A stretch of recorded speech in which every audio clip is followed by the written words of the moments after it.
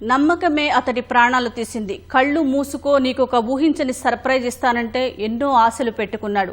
వినూత్నంగా ప్రేమను వ్యక్తం చేస్తానంటే ఉబ్బి తబ్బిబ్బైపోయాడు. కానీ తాను ప్రాణంగా ప్రేమించిన ప్రేమే తన ప్రాణాలను బలి తీసుకుంటుందని ఊహించలేకపోయాడు. తనను పెళ్లి చేసుకోవడనే ఒకే ఒక అనుమానంతో ప్రేమించిన వాడినే ఓ యువతి అతి కిరాతకంగా కిరోసిన్ పోసి సజీవ దహనం చేసిన దారుణ ఘటన బెంగళూరులో చోటు చేసుకుంది. అసలు ఆ ఇంటి 4 గోడల మధ్య ఏం జరిగింది? తన కక్షను తీర్చుకోవడానికి ఆ యువతి వేసిన పక్కా ప్రణాళిక ఏంటి? ఈ కథనంలో చూద్దాం.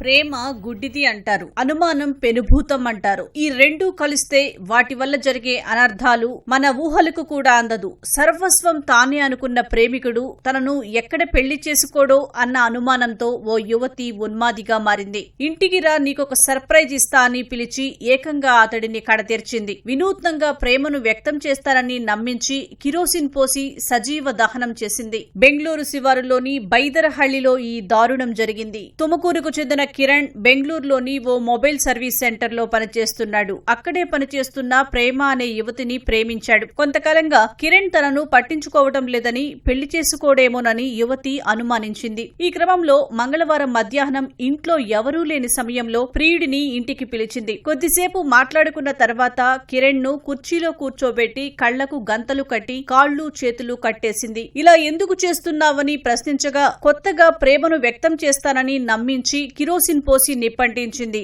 దీంతో కుర్చీలోనే కిరణ్ సజీవ దహనమయ్యాడు.